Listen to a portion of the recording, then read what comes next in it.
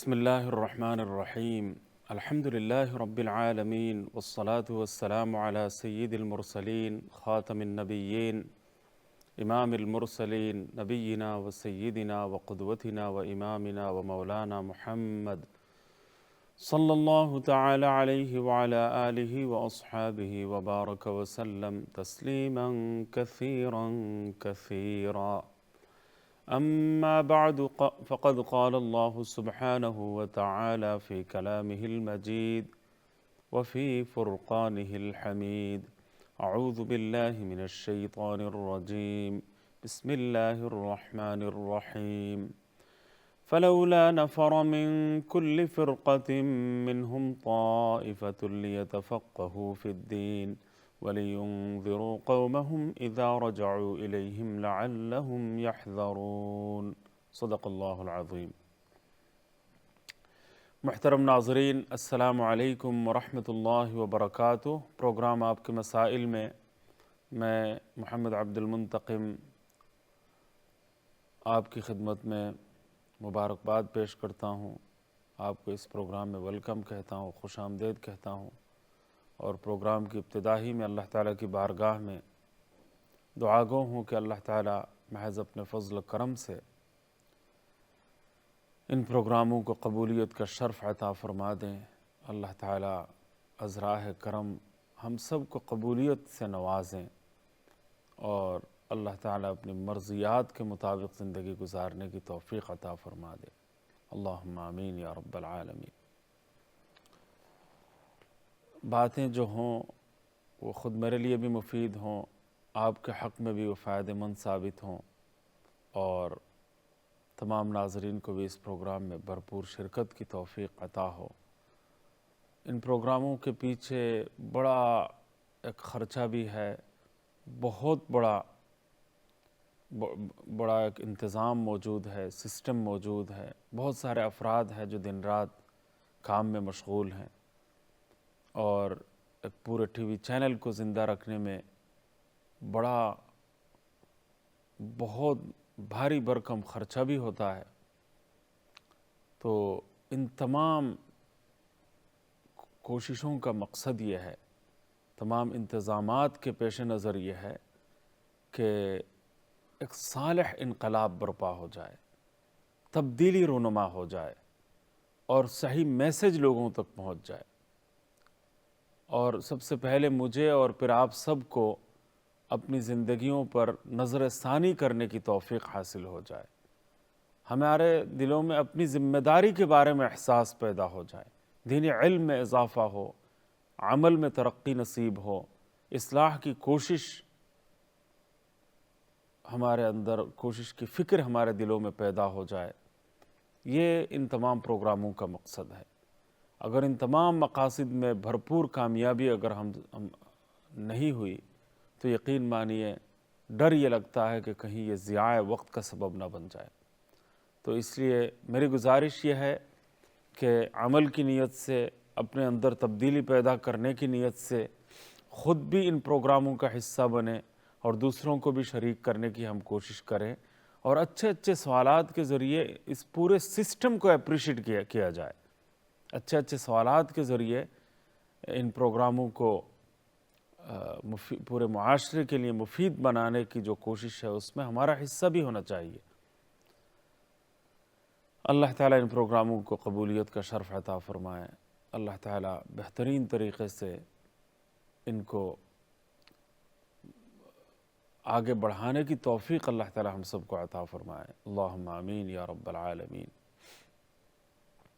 میں دعا گو ہوں کہ اللہ تعالیٰ مقصد کی باتیں عرض کرنے کی توفیق عطا فرمائے، اور آپ کو بھی اہم باتیں سننے کی توفیق سے نوازیں، اور پھر سوال جواب کے اس نشست میں آپ کی شرکت بھی ہو، آپ کی کالیں بھی آئیں، آپ کے سوالات بھی آئیں. لیکن اس سے پہلے کچھ باتیں تو میں عرض کیا کرتا ہوں. جو باتیں سامنے آتی ہیں حسن نیت کے ساتھ اگر کوئی سنے تو بس سننے والے کو یقینی طور پر فائدہ ہوتا ہے. وَذَكِّرْ فَإِنَّ الذِّكْرَىٰ تَنفَعُ الْمُؤْمِنِينَ. حضور نبی کریم صلی اللہ علیہ وسلم سے اللہ تعالیٰ نے یہ ارشاد فرمایا کہ اے نبی کریم صلی اللہ علیہ وسلم، آپ یاد دہانی کیجئے، وعظ کہیے، نصیحت کیجئے، کیونکہ مومنوں کو یہ نصیحت ضرور فائدہ پہنچاتی ہے، یقینی طور پر فائدہ پہنچاتی ہے۔ لیکن یہاں تذکیر کا لفظ ہے تو بار بار یاد دہانی کا جو سلسلہ ہے اس کو جاری رکھنے کی ضرورت ہے۔ تو اللہ تعالیٰ اس سلسلے کو پورے اخلاص، خشوع و خضوع اور للہیت کے ساتھ اپنی اصلاح کی نیت سے اور دوسروں کی اصلاح کی نیت دل میں لیے ہوئے ان تمام سلسلوں کو آگے بڑھانے کی اللہ تعالیٰ توفیق عطا فرمائے، اور ان پروگراموں کو ہمارے نجات کا ذریعہ بنا دے۔ نہ صرف ہماری نجات کا ذریعہ بنائے، بلکہ جن حضرات نے اتنے بڑے ٹی وی چینل کا تسلسل جاری رکھا ہوا ہے ان کو بھی اللہ تعالیٰ توفیق سے نوازے۔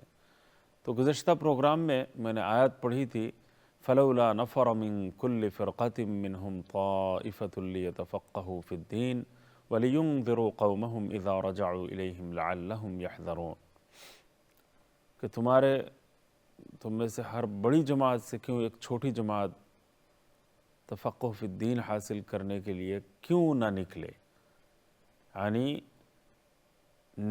ایک چھوٹی جماعت کو نکلنا چاہیے، یعنی انسانوں کی ایک اچھی خاصی آبادی سے بقدر ضرورت ایک چھوٹی جماعت کی زندگی کا یہی مقصد ہو کہ وہ علم دین حاصل کریں گے، اور علم دین کے حصول کے بعد اس پر عبور حاصل کریں گے، تفقہ حاصل کریں گے، گہری سمجھ حاصل کریں گے، وہ ماہرین قرآن و سنت بن جائیں گے، علم دین پر پختگی ان کو حاصل ہوگی، اور یہ معمولی اور سطحی علم نہ ہو بلکہ گہری سمجھ ہو قرآن اور سنت کی، پورے دین اسلام کی، تمام مسائل کا حل وہ بیان کر سکیں، پوری امت کو وہ رہنمائی فراہم کر سکے، بلکہ پوری انسانی سوسائٹی اور انسانی برادری کو صحیح معنوں میں دین کا پیغام پہنچانے اور ان کو جنت کی طرف رہنمائی فراہم کرنے میں ان کو پوری صلاحیت حاصل ہو، اتنی صلاحیتوں کے وہ مالک بن جائیں۔ یہ بہت اہم بات ہے جس کی طرف میں آپ کو متوجہ کرنا چاہ رہا ہوں۔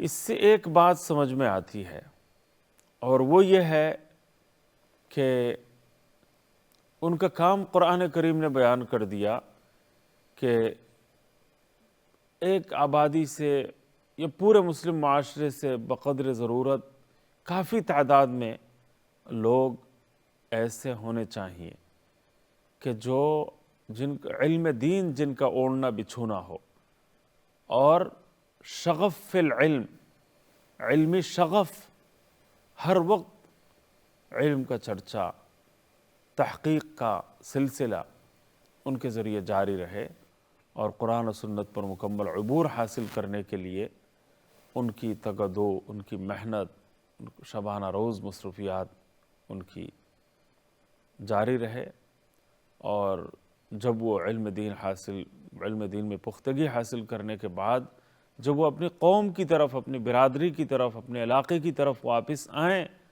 تو اپنی قوم کو، اپنی برادری کو اللہ کا خوف دلائیں، یعنی دینی ذمہ داری پوری کرے، دینی ذمہ داری پوری کرے۔ یہاں یہ بات ذہن میں آتی ہے کہ پوری قوم کے دل میں خوف خدا پیدا کرنا، اللہ کا ڈر پیدا کرنا، اور تقوی پیدا کرنا، اور دین کی مکمل رہنمائی فراہم کرنا، اور وہ بھی سطحی نہ ہو بلکہ اللہ کا خوف حقیقی معنوں میں پوری قوم کے دل میں پیدا ہو جائے، تو یہ ایک ذمہ دارانہ فریضہ ہے، اور یہ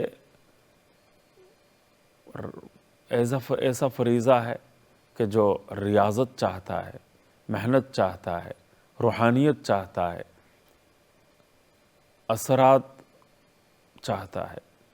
تو یہ سطحی طور پر اگر ذمہ داری پوری کر لی جائے تو اس سے قرآن کریم کا جو مطالبہ ہے وہ پورا نہیں ہوتا، اسلام کی جو اسلام کی طرف سے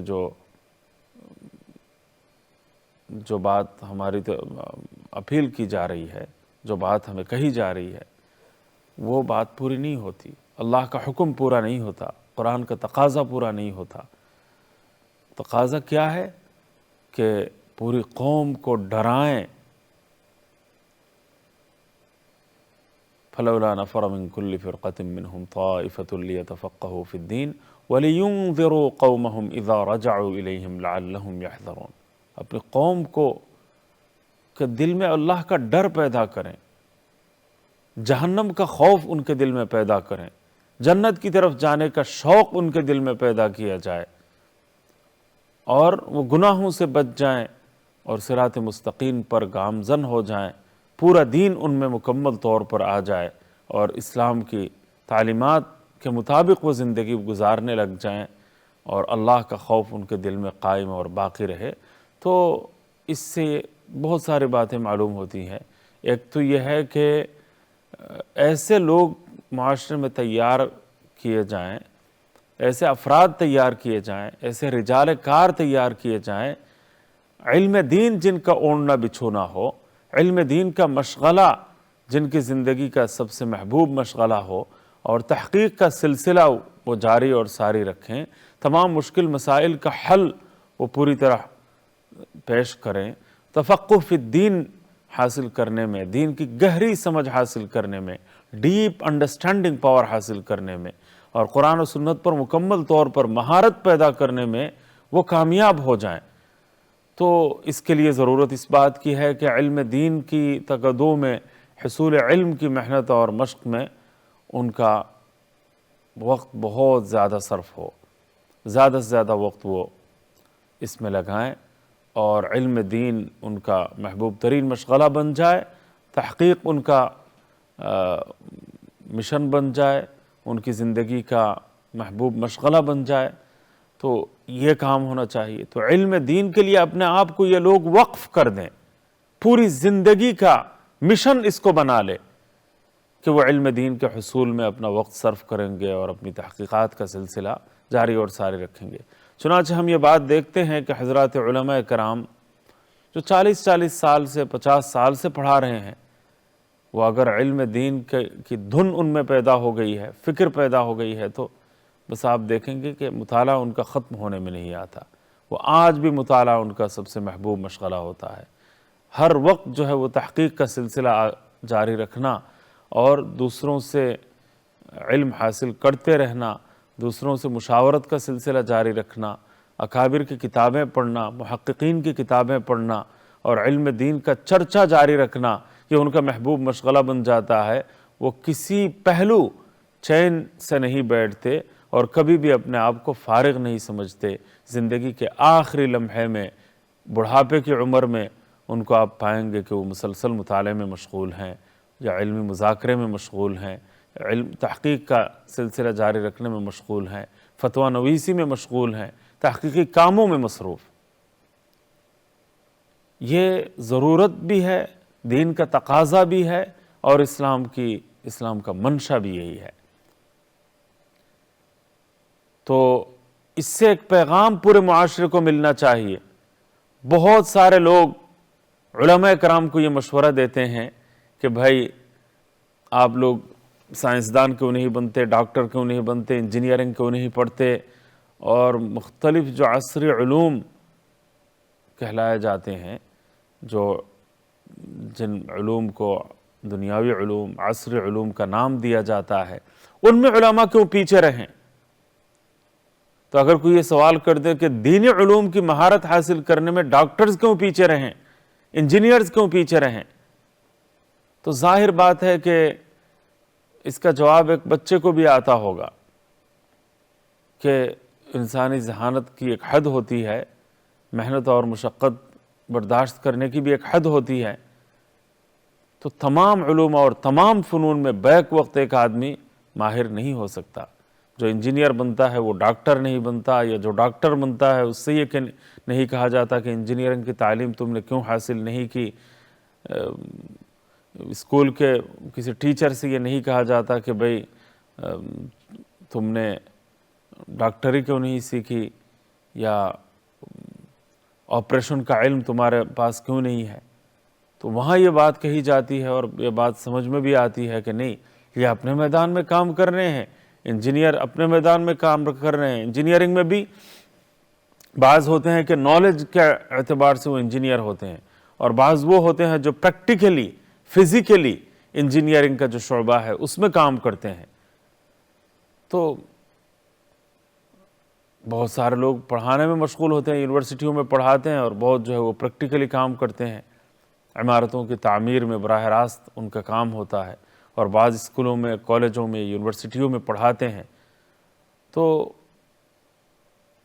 हर एक को काम करने का मौका दिया जाता है, और हर एक के काम को अप्रिशिएट किया जाता है, हर एक के मैदान को ज़रूरी तसव्वुर किया जाता है कि ये बहुत माशरे के लिए ज़रूरी है। यह नहीं कहा जाता कि तुमने दूसरे शोबे का इल्म तुमने क्यों हासिल नहीं किया, दूसरे मैदान का इल्म तुमने हासिल नहीं किया। सिर्फ मेडिकल साइंस में कोई अगर ब्रेन स्पेशलिस्ट है तो उससे ये नहीं कहा जाता कि तुम अमराज जिल्द का स्पेशलिस्ट क्यों नहीं बने तुम। ये नहीं कहा जाता कि नाक, कान और गले का माहिर कोई होता है तो उससे ये नहीं कहा जाता कि तुम आई स्पेशलिस्ट क्यों नहीं बने। आई स्पेशलिस्ट डॉक्टर से ये नहीं कहा जाता कि तुम जो है वो ब्रेन स्पेशलिस्ट क्यों नहीं बने, तो हार्ट स्पेशलिस्ट क्यों नहीं बने। तो हर एक के काम को अप्रिशिएट किया जाता है, और ये कहा जाता है नहीं, आँखों के बारे में जो इल्म है और आँखों के इलाज मुआलजे के सिलसिले में जो इल्म किसी को होना चाहिए, जो मालूमात किसी को होनी चाहिए, जो तजर्बा किसी को होना चाहिए, वो इतना ज़्यादा है कि उसमें किसी की चंद ऐसे अफराद होने चाहिए कि जिनकी पूरी ज़िंदगी आई स्पेशलिस्ट के तौर पर काम करते हुए गुजर जानी चाहिए, वरना इस शोबे और इस मैदान की जो ज़रूरत है वो पूरी नहीं हो सकती। पूरी सोसाइटी को जो आँखों का इलाज और मुआलजे के सिलसिले में जो ज़रूरियात दरपेश है वो ज़रूरियात पूरी नहीं हो सकती। तो डॉक्टरों के भी मुख्तलिफ शोबे हैं, मेडिकल साइंस के भी मुख्तलिफ शोबे हैं, और हर शोबे का माहिर कोई तन्हा फ़र्द नहीं होता, अलग अलग शोबे होते हैं और हर शोबे के अलग अलग माहिरीन होते हैं, और उनके ज़रिए माशरे की, इंसानी सोसाइटी की ज़रूरियात पूरी की जाती हैं। तो दुनिया के तमाम उलूम और फ़नून में जब ये बात तय है कि उनके माहिरीन को पूरी ज़िंदगी तहक़ीक़ का सिलसिला आगे बढ़ाने और अपने शोबे में काम करते हुए तजर्बा बढ़ाने, इल्म में इजाफ़ा करने, मालूमात में इजाफ़ा करने, तजर्बे में इजाफ़ा करने की ज़रूरत एक मुसल्लम अम्र है, तस्लीम शुदा अम्र है। लिहाजा उलमाए कराम का जो मैदान है उसको इस काबिल नहीं समझा जाता, उसके बारे में ये समझा नहीं जाता कि कुरान और सुन्नत के उलूम और फ़नून, कुरान और सुन्नत पर अबूर हासिल करने के लिए, कुरान और सुन्नत के इल्म में महारत ताम्मा हासिल करने के लिए बहुत सारे मबादी उलूम हैं, उन मबादी उलूम को हासिल करने की भी ज़रूरत होती है। अब देखिए, एक अरबी ज़ुबान के में पहले तो अरबी ग्रामर सीखने की ज़रूरत है। मैं ज़रा मिसाल देकर बात समझाने की मैं कोशिश कर रहा हूँ। जैसा कि इल्म अरबी ज़ुबान के 2 ग्रामर हैं, हर ज़ुबान का 1 ग्रामर होता है, अरबी ज़ुबान के 2 ग्रामर हैं। एक ग्रामर जो है अरबी के अल्फाज का ग्रामर है और एक जुमलों का ग्रामर है। वर्ड्स का ग्रामर अलग है और सेंटेंस का ग्रामर अलग है। वर्ड्स के जो ग्रामर्स हैं, वर्ड्स का जो ग्रामर है, अल्फाज का ग्रामर, उसको इल्म सर्फ कहा जाता है, सर्फ। और जुमलों का जो ग्रामर है तो उसको इल्म नहव कहा जाता है। तो सर्फ पर महारत होनी चाहिए, नहव पर महारत होनी चाहिए, अरबी ज़ुबान सीखनी चाहिए, अरबी अदब सीखना चाहिए, इल्मुल मानी है, इल्मुल बयान है, इल्म बदी' है, इल्म बलागत है, सुभान अल्लाह, इल्मुल अरूज़ वल क़वाफ़ी है, इल्मुल हैया है, इल्म रियाज़ी है, न जाने कितने उलूम और फ़नून हैं। फिर तो हदीस है, उसूल हदीस है, फ़िक़्ह है, उसूल फ़िक़्ह है, उलूमुल क़ुरआन है, न जाने माशाअल्लाह तफ़सीर है, उसूल तफ़सीर है। तो इस तरह एक आदमी को इज्तिहाद की सलाहियत हासिल होने के लिए मुज्तहिदाना सलाहियत होने के लिए 15 उलूम पर उसको मुकम्मल अबूर होना चाहिए। 15 उलूम की महारत लाजमी तौर पर होनी चाहिए, फिर जाके वो इज्तिहाद शायद कर सके, अगर मुकम्मल अबूर हुआ तो ये बातें मैं इसलिए अर्ज़ कर रहा हूँ कि कुरान और सुन्नत के मफ़हूम को अच्छी तरह समझने के लिए, कुरान और सुन्नत के मुतालबे को समझने के लिए, कुरान और सुन्नत के तकाज़ों को समझने के लिए, कुरान और सुन्नत के अहकामात और मानी और मतालिब पर मुकम्मल तौर पर अबूर हासिल करने के लिए 15-20 उलूम और सीखने चाहिए होते हैं। ये कुरान और सुन्नत का माहिर बनने के लिए जिन मबादी उलूम का जानना ज़रूरी है, उन पर साल हर साल मेहनत करने की ज़रूरत होती है। 15-15, 20-20 साल तक तालीम हासिल करने की ज़रूरत होती है। फिर इंसान आलिम कोर्स मुकम्मल करता है, फिर उसके बाद उसको तखस्सुसात की ज़रूरत होती है, स्पेशलाइजेशन की ज़रूरत होती है कि कोई जो है, जैसा कि डॉक्टरों में कोई नाक, कान और गले का स्पेशलिस्ट होता है, कोई आँख का स्पेशलिस्ट होता है, कोई जनाब ब्रेन का स्पेशलिस्ट, कोई हार्ट का स्पेशलिस्ट, दिल के अमराज का स्पेशलिस्ट।